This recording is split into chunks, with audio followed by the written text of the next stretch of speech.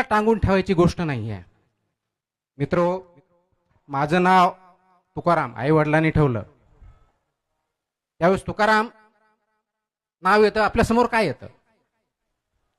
इंद्रायणीच्या काठी तुकाराम महाराजांनी आपले कर्ज खत ज्या इंद्रायणीच्या पाण्यात बुडवले, हा चेहरा आपल्या समोर येतो.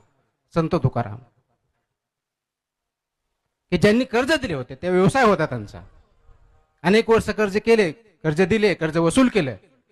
चुकीचं होतं का? नाही. अगदी त्यांच्या काळात कर्ज दिले जायले, कर्ज दिल्यामुळं ते वसूल करणं, त्याचा धंदा करणं, पोटपाणी नेणं, आणि हा धंदा चालू राहणार. त्यांच्या वडिलांनी केला, त्यांच्या वडिलांच्या वडिलांनी केला, असे ते स्वतःही केले.